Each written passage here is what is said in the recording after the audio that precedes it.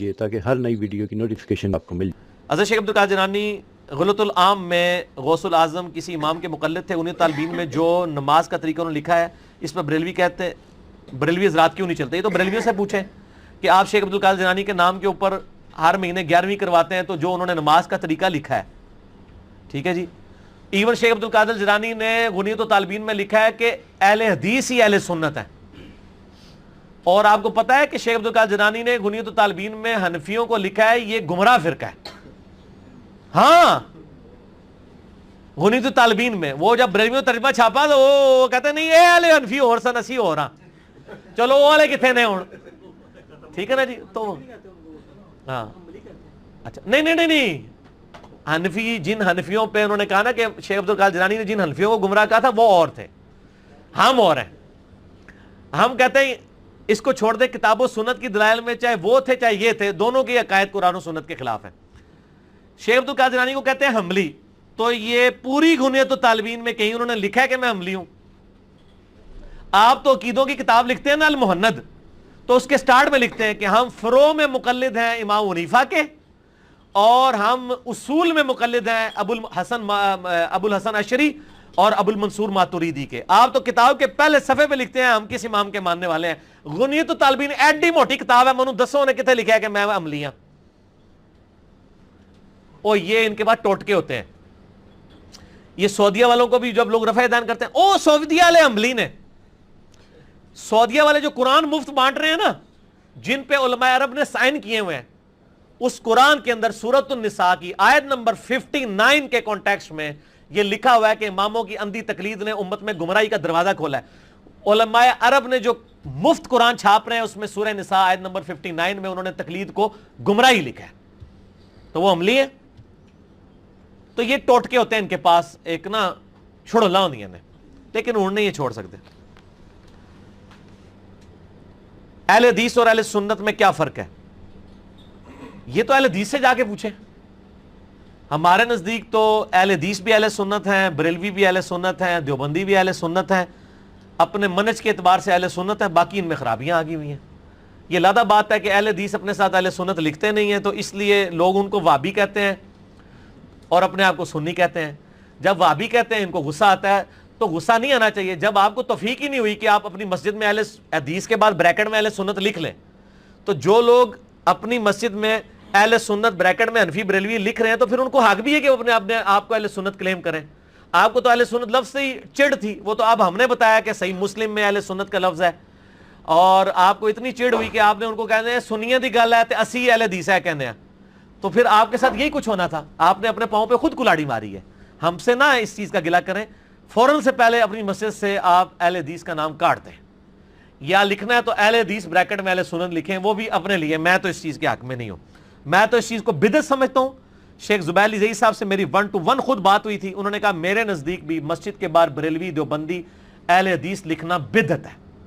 تو میں نے کہا تو آپ نے کیوں لکھا ہوا؟ کہتے ہیں میں نے کوئی نہیں لکھا ہوا، میرا خیال تھا انہوں نے بھی لکھا ہوگا۔ پھر میں لفظ ہے واقعی کوئی نہیں ملا، ٹھیک ہو گیا۔ لیکن وہ شیخ زبیر علی زئی صاحب بھی وہ اہل حدیث تھے، باقیوں کے میں بات نہیں کرتا، ٹھیک ہو گیا۔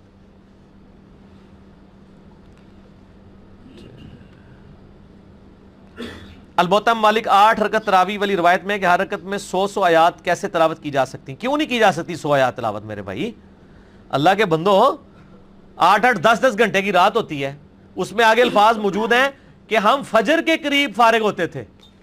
او یار تواڈے بزرگ بابے روزانہ پوری رات قرآن پڑھ لین، ادو نے تواڈی عقل کام کر دی کہ کہڑے بابا جی نے جڑے 30 پارے پڑھتے ہیں، تے جے اسی 8 تراویح 100 روایت پھکی میں نال دیاں گا، ادو تواڈے دماغ نہیں ہے جی وہ جی عشاء دے وضو میں فجر پڑھتے سن تے پورا قرآن مکا چھڑتے سن۔ ادو تے تواڈے دماغ وچ عقل نے نہیں کام کیتا کہ کس طرح کرتے سن۔ ہم 100 آیات والی کہتے ہیں کنج پڑھ لیندے سن، او تواڈے بابے 7,500 آیتاں پڑھ لین تے ساڈے صحابہ کرام 100 آیتاں بھی نہ پڑھ سکن، کیڑی وڈی پھکی ہے؟ وہ تے جھوٹ ہے، اے سچ جے 100 پڑھی جا سکتی ہے، میں بھی تانوں پڑھا سکنا۔ جی ہاں جی اچھا جی۔ المسند الحاکم کی حدیث بخاری مسلم کی شرط پہ ہے تو ان کا درجہ نیچے کیوں ہے؟ اس لیے کہ یہ میں نے پورا ایک مسئلہ 197 میں یہ بتایا ہے، شاہ ولی اللہ دہلوی نے حجت اللہ البالغہ میں لکھا ہے کہ آپ حاکم کو اور بخاری مسلم کو کمپیئر کرو تو بود المشرکین ہے، وہ اس لیے کہ امام بخاری اور امام مسلم اپنے استادوں سے بحث و تمہیز کے بعد حدیثیں نقل کرتے تھے، صرف یہ نہیں دیکھتے تھے کہ ہر حدیث لکھ لینی ہے، جہاں پر وہم لاحق ہوتا تھا وہ روایتیں نہیں لیتے تھے، جن روایتوں میں ان ائمہ کو وہم لاحق ہوا امام حاکم نے تو دیکھا یہ بخاری مسلم کا راوی ہے، لے لی، اب وہ اس راوی سے اختلاط کے بعد لی ہے، پہلے یہ بھی دیکھنے کی چیز ہے کہ وہ آخری عمر میں اس کا حافظہ بگڑ گیا تھا، آپ ان کو چھوڑ دیں، کئی صحابہ ہیں جنہوں نے آخری عمر میں حدیثیں ڈیفرنٹ بیان کر دی ہیں۔ حضرت انس ابن مالک جب بوڑھے ہو گئے تھے تو بخاری مسلم ہی کھول کے دیکھ لیں، حسن بصری کو ایک بندہ کہتا ہے مجھے حدیث شفاعت حضرت انس ابن مالک نے بیان کی ہے، تو انہوں نے کہا بس اتنی بیان کی ہے، انہوں نے کہا ہاں، ان کا لیکن جب انس جوان تھے نا اس وقت یہ پوری حدیث بیان کرتے تھے، اب مجھے لگتا ہے وہ بوڑھے ہو گئے ہیں یا انہوں نے جان بوجھ کے حصہ چھوڑ دیا، تو صحابہ بھی بوڑھے ہو کے اختلاط کا شکار ہو جاتے تھے، تو تابعین تبع تابعین کو تو چھوڑ دیں، لہذا خالی شرط پہ ہونے سے روایت صحیح ثابت نہیں ہو جاتی۔ ایک حدیث میں کسی شخص نے حضرت عبداللہ بن عمر سے کہا کہ کسی مسئلے کے بارے میں فرض سنت، تو انہوں نے فرمایا یہ نبی علیہ السلام کرتے تھے، ہم اس لیے کرتے ہیں، کیا اس حدیث کو سامنے رکھتے ہوئے ہمیں فقہی بحثوں میں نہیں پڑھنا چاہیے کہ یہ سنت ہے یا فرض؟ ٹھیک ہے نا، تو ہم تو اس لیے پڑھتے ہیں جب لوگ سنتوں کا انکار کرتے ہیں، پڑھے تو وہ ہوئے ہیں، ہمیں تو جواب دینا پڑتا ہے، آپ تو ہمیں اس طرح بلیم کر رہے ہیں کہ ہمارے گھر میں چور گھس گئے ہیں، ہم چوروں سے لڑ رہے ہیں اور آپ کہہ رہے ہیں یار ادا ادا کیوں نہیں کر لیتے مال، کیوں لڑائی کرتے ہو؟ تو کوئی الاؤ کرے گا؟ آپ کا تو کام ہے کہ آپ میرے ساتھ مل کے ان چوروں کو باہر نکالیں، بجائے آپ یہ کہنے کہ نہیں صلح صفائی کرو یا لڑو نہیں، مل جل کے چلنا چاہیے، فروعی مسئلے ہیں چھوڑ دیں۔ آپ ان چوروں کو کہیں کہ جنہوں نے دین کے اندر بدعت داخل کی ہیں، آپ ہمیں کیوں کہتے ہیں؟ ٹھیک ہو گیا جی؟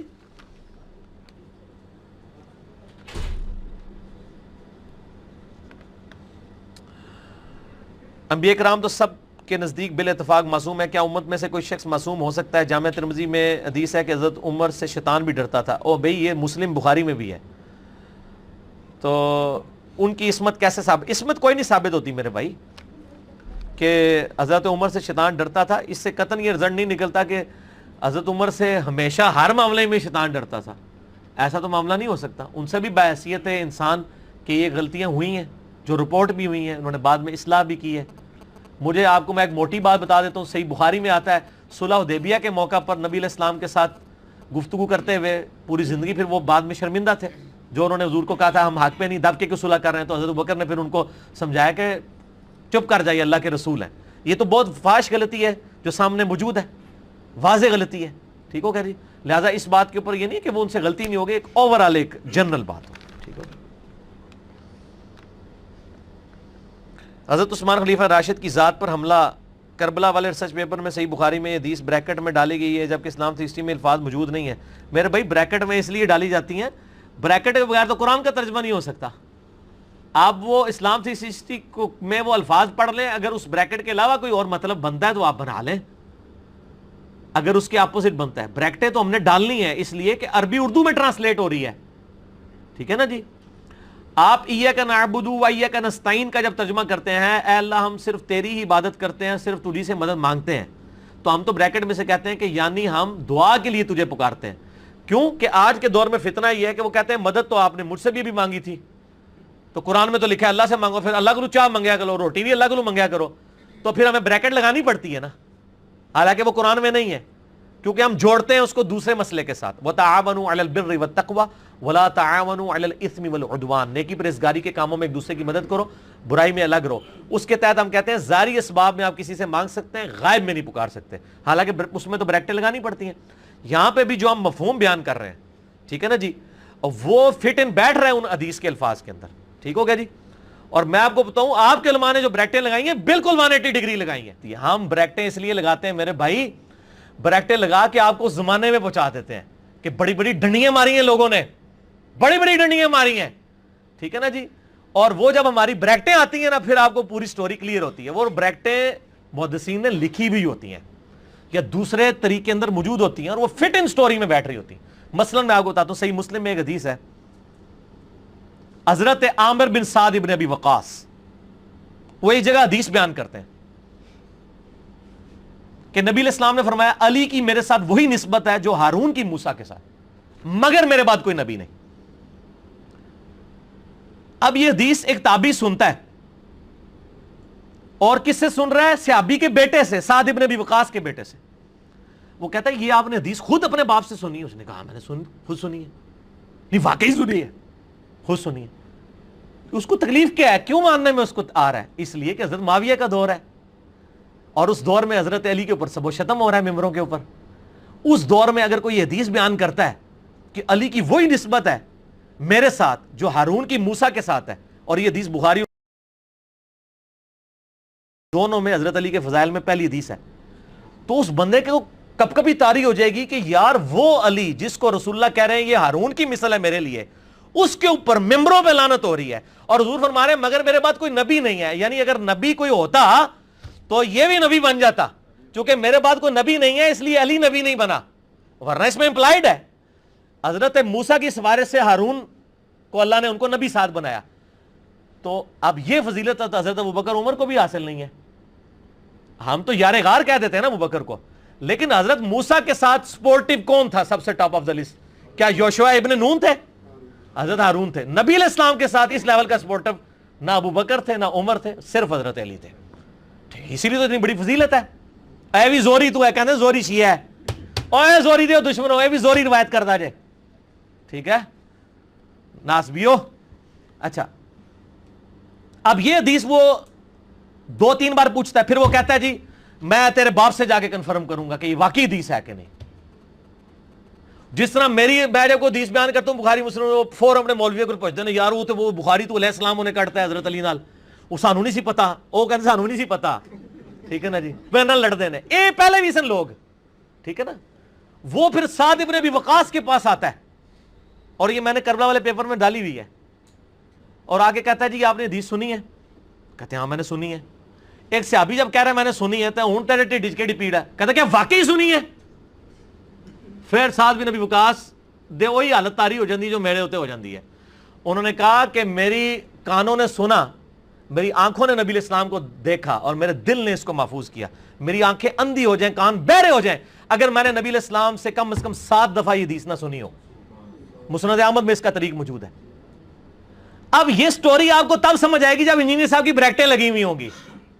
وہ بریکٹ پھر ہم نے لگائی چونکہ حضرت معاویہ کا دور تھا، ممبروں پہ سب و شتم ہو رہا تھا، حضرت علی کی اتنی بڑی فضیلت والی حدیث لوگوں کو ہضم نہیں ہوتی تھی، اس لیے پھر وہ خود تحقیق کرنے کے لیے گئے. ساری یہ بریکٹ فٹ ان بیٹھتی ہے، یہ بریکٹا نہیں تھے تو